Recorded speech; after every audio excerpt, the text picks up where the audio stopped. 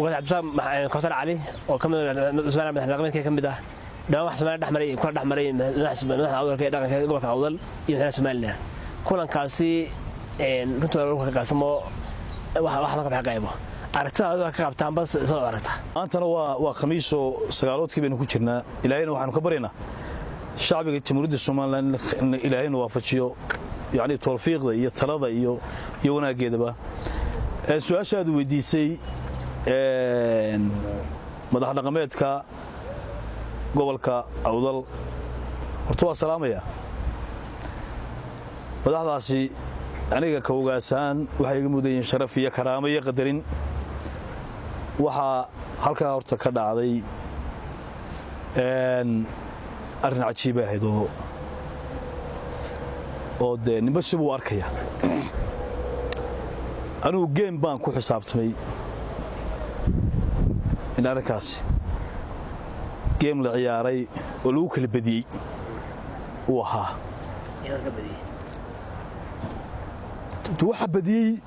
salaadiintii niqirka hay'adda waaweynayde Suldaan Saleebaan iyo Suldaan Baadi ka badintan ku sheegaya badin ma hadeen yaani lagu kala badiyay reerkii aan badde magaranayay ma laakiin salaadiintu gobolku marka horeba inada waxay kamid ahayd ay aad ugu xirnaayeen xukuumadda iyo nidaamkan iyo waxaan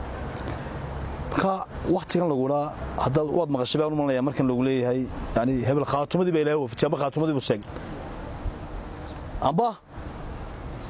amba uu ku guuleystay siyaasadii amba ku guuleystay markan lagu leeyahay wasano kale imika Suldaan Saleebaan iyo Suldaan Baadi record aad u qaaliya ay ciyaareen waxa laga yaabaa in mar horena fikirun lagu kala duwanaa imikana fikirkiin lagu kala duway waxaan maqlaynay oo naad iyo aad u leeyahay Suldaan Saleebaan iyo Suldaan Baadi wasalaadinta ugu waaweyn gobolka awdal amba Soomaaliland badii labada Suldaan waliba Suldaan Saleebaan waa Suldaanka maanta doon oran karno salaadinta Soomaaliland waa Suldaanka ugu weyn baan oran karano Suldaan Baadina tuu amba tribu gali kara Soomaaliland marka Soomaalidu waxa jira nin ku ka weyn u baas ka weyn baasha saacadda la isla eeganaya waqtigeeda la isla eeganaya ma fahanti ka waxaan leeyahay war salaadiintii waxay ka taliyeen arrin bay ka taliyeen wanaagsan oo Suldaan Baadi iyo Suldaan Saleebaan waxay ka taliyeen wixii wax ku hagaagi lahayn aadna waan soo dhaweynayaa inkastoo oran kala reebay salaadiinta gobolka laakiin haddana khaasatan waxaan aad u soo dhaweynayaa Suldaan Saleebaan iyo Suldaan Baadi oo ka taliyay yaani dantii guud ee caamka ah ee qar la wada lahaade tii shakhsi ka tagay tii gaarka ah way waxa la iska waa saami wana Soomaaliya wana waa beelado waa gobolyo marka laga hadlayo saami reer awdal ku cabanayaan kootada saami kala oo Soomaaliya kuraas bay ugu galaa kulay absa qosar ali oo sida qameeda kamida basha bidixda kamida artaas ma xad ma sax sax horta madaxweynuhu waa madaxweyne qaran waxa laga yaabaa saami madaxweynuhu waa madaxweyne qaran ha beesheedaad sheegaysay laakiin waa madaxweyne qaranka jamhuuriyadda Soomaaliland qaran baa loo dhaariyay reer looma dhaarin madaxweynuhu qaran baa loo dhaariyay mas'uuliyadiisa iyo hawshiisa uu galo marka cabashada saami qayb soo daadirato waa wax loo joogo qofku uu ka caban karaa yaani wixii ka maqanayo iyo wixii aan ka maqnayn bad uu sheegi karaa soo laakiin waqtiba wax walba leeyahay waqti iyo wax walba leeyahay madaxweynaha jamhuuriyadda Soomaaliland ilaa raala ka aaday daariyalka way dhacday sano kale dhacday maxkamadda loo gudbiyay maxkamadduna dabeeto waa la isla qaatay oo sidan imika u socotaba waa la isla qaatay in sideedii lagu qabsoomo ku qabsoonto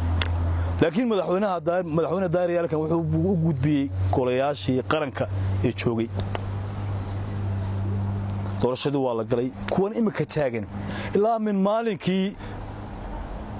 maalinka maanta rasmigu wuxuu yaala uma soo qaadin ciidan dambiga leh yani dambiga leh waa golaha imika jooga golaha wakiilada jamhuuriyadda Soomaaliland inay waxaan iska dhameeyaan baad goorreeyo waadii xukuumadda tahay inay xukuumadda hor dhigaan ilaa sharci qaranka ilaahay baa awood horta waa awood ugu sareysan noqon kartaa mar haddii sharci dejin lagu dhaha iyaga awood leh awood ilaahay bade ay xaqiisa tahay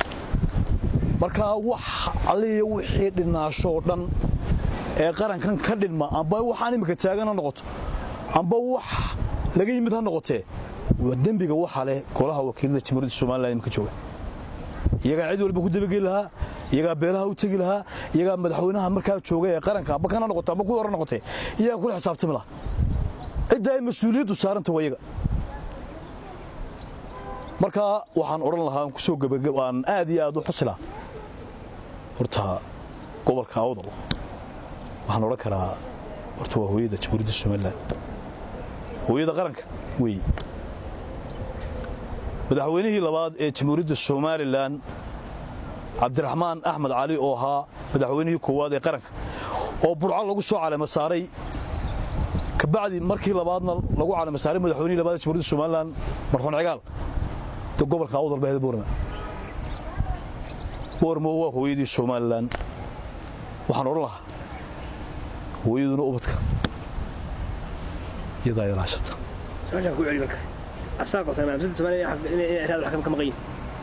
Soomaaliland هذا الحكم كم غين ست هذا واسهل تهرت النمان وحق Soomaaliland إذا أنا حكم غني ما جرت Soomaaliland إذا أنا وحكم غني دبا ما جرت هذا هرت النبي محل كسل تذكر ولا وذوق حياني ولا بوحنا ثمانية يعني حاجة